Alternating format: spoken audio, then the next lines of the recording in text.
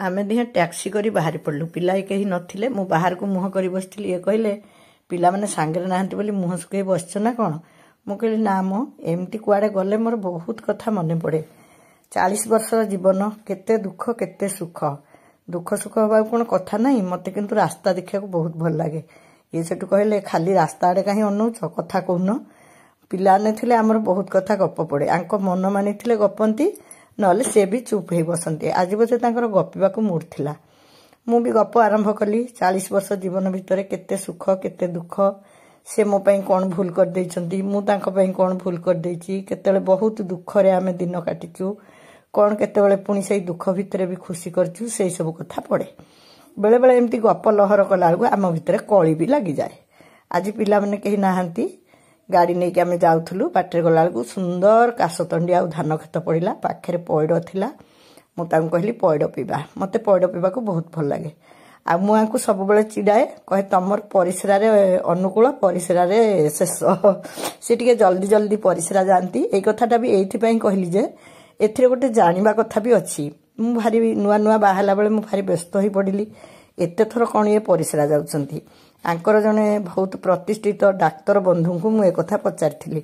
बोली एते थर कौन भाई परिश्रा जाउछंती सी कही तार कौन असुविधा नहीं मु ता संगे पिला दिनु सांग मु जानिची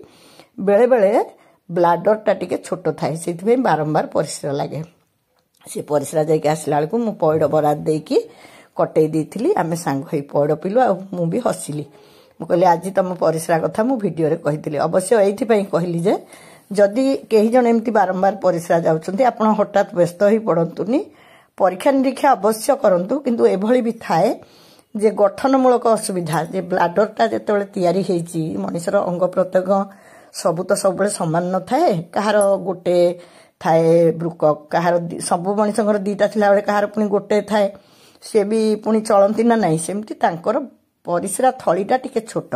सेइथि तांको बारंबार परिश्रा लगे आ सेइथि ही से केबे भी बस फस रे जीवा को इच्छा करंतिनी एंती कथा हो मालती पाटपुर दिसलानी आमे जाई एते बाटरे पहुंची गलुनी हाउ एठू कहली मु कहली बाली घाई की बाट मु जानि कहली कि लोक तमे मु बा जानिची चलो तापरे कोन इटा निमापड़ा पाखर ना कोठू ओभर ब्रिज को जाईकी बाली भाई घाई की जीवा पई कहले मोर तो मन लागिची केमती ठाकुरन पाखे पहुंचीबी देखिबी ठाकुरन को किंतु आमे बाहरीबाटा टिके डेरी कर देलु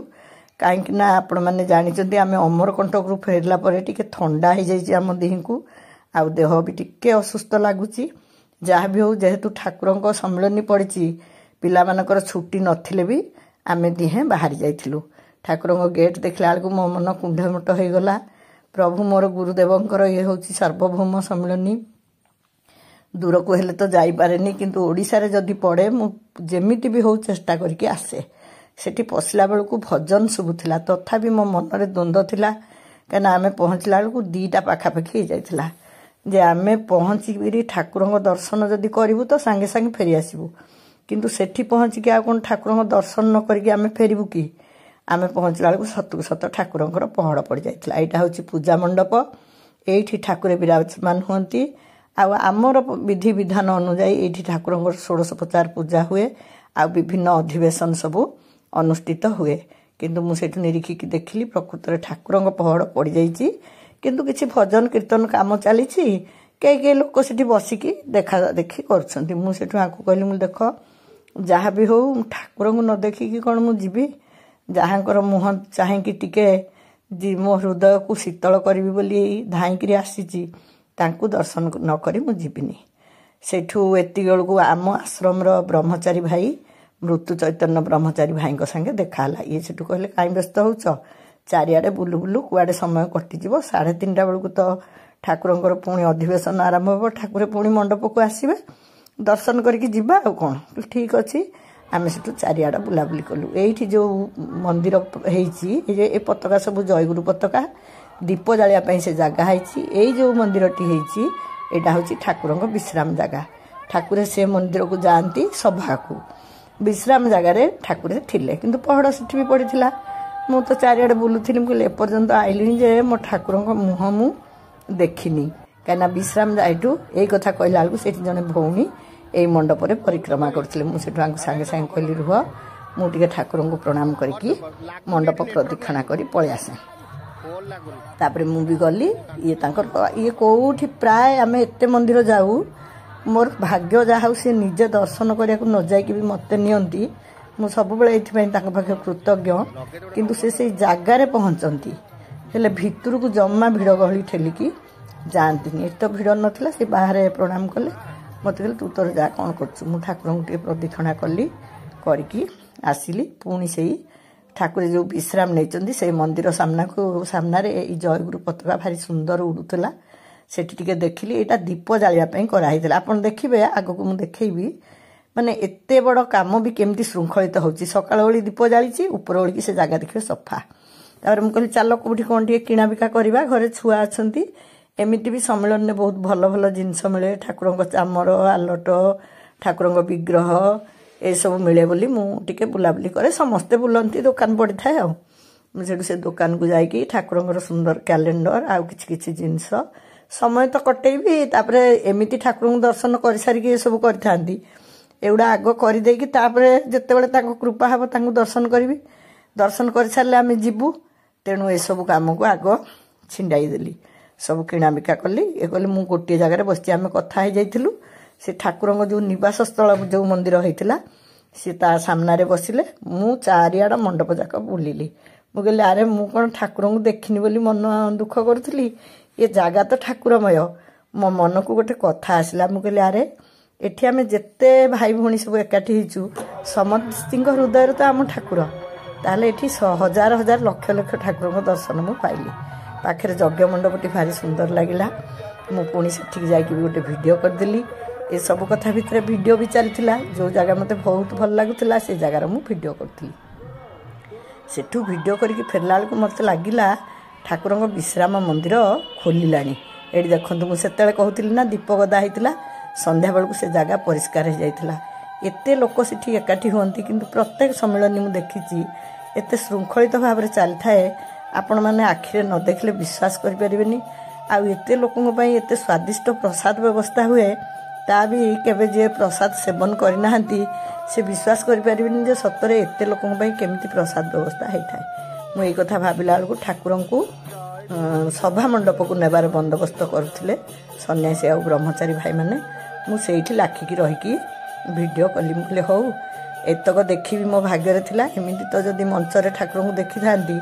ये सब कौन आउ देखी थांती कि से मंचर देखी चल जाती ठाकुर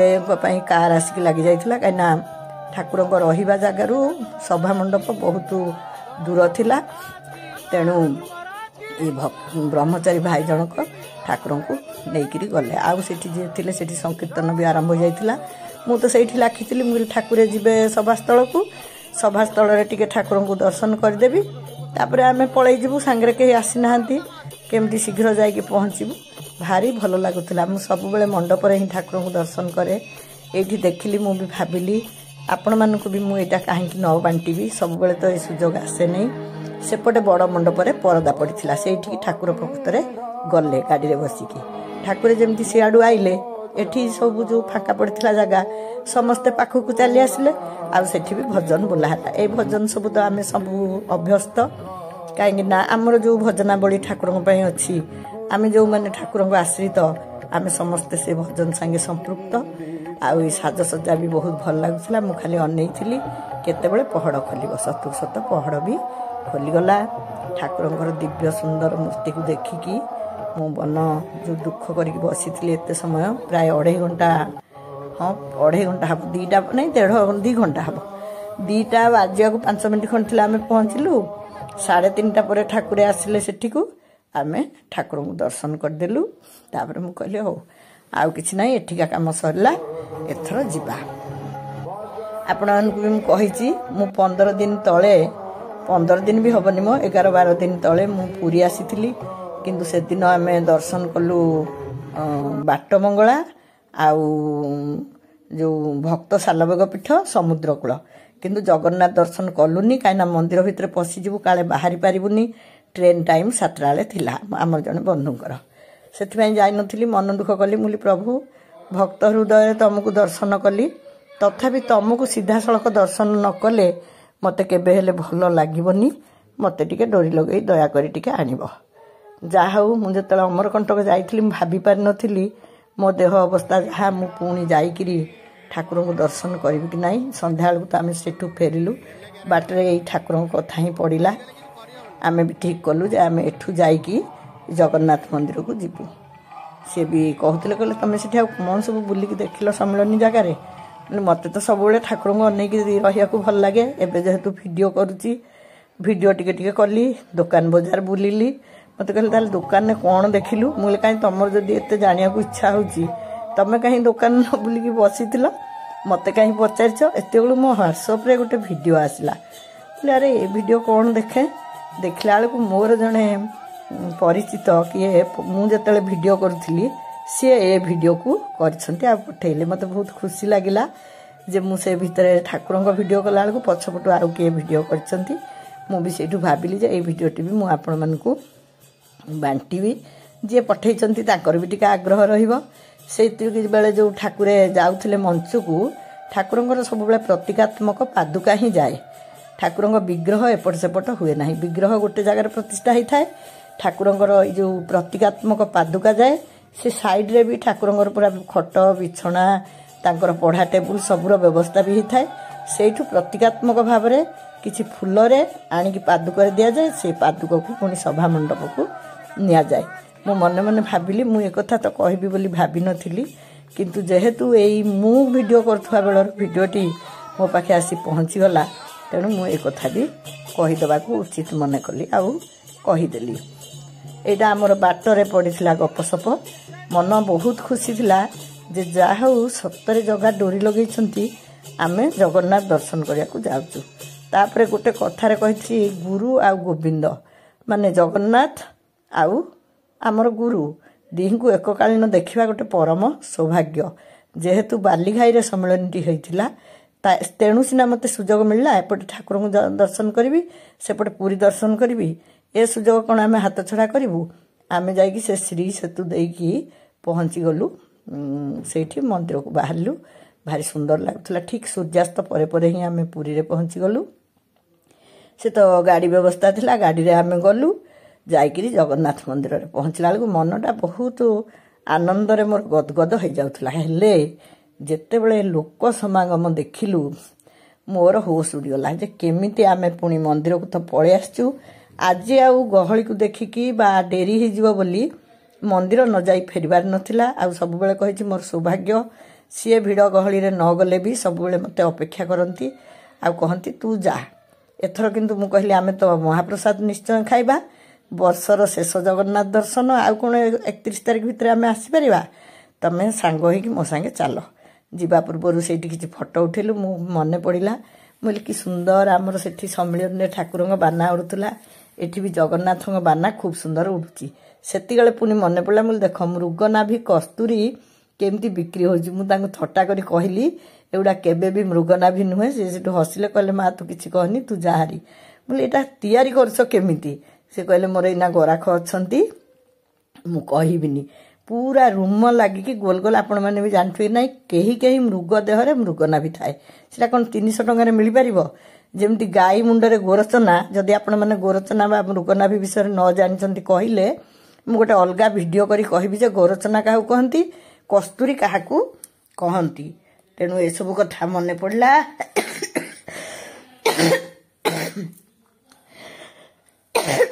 ସମ୍ମିଳନୀ ବେଳର କଥା ଗପି ଗପି ଆମେ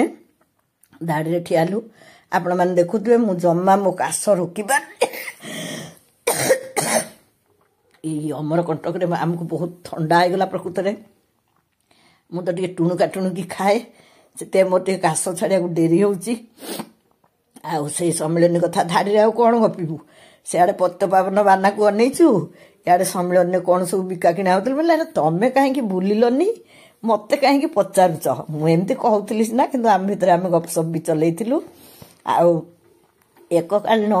ସମ୍ମିଳନୀରେ ଠାକୁରଙ୍କୁ ଦର୍ଶନ କରି ପୁଣି ପୁରୀରେ ଜଗନ୍ନାଥଙ୍କୁ ଦର୍ଶନ କରିବା ପାଇଁ ଧାଡ଼ିରେ ଠିଆ ହେଇଥିବାରୁ ମୋ ମନ ବହୁତ ଖୁସି ହେଲା। ଆମେ ଭିତରେ ଆରାମସେ ଠାକୁରଙ୍କୁ ଦର୍ଶନ କଲୁ, ମହାପ୍ରସାଦ ଖାଇଲୁ। ବାହାରିଲା ବେଳେ ଘରକୁ ଆଣିବା ପାଇଁ ଫେଣି ବି କିଣିଲି। ଆଙ୍କୁ କହିଲି ଟିକେ ଭିଡ଼ିଓ କରିଦେଲ। ଇଏ ଭିଡ଼ିଓ କରୁଥିଲେ। ସେ ଫେଣିବାଲା ପୁଅ ମୋତେ କହିଲେ ମା କାହିଁ ଭିଡ଼ିଓ କରୁଛ? बोले मोर पा गोटे चैनल अच्छी सी से मो चैनल भी सब्सक्राइब कले आउ भल फेणी मु प्राय पूरी गले से आने पाखु फेणी आने आम फेणी किणिलु ये कहले मुझे फेणी खाइबू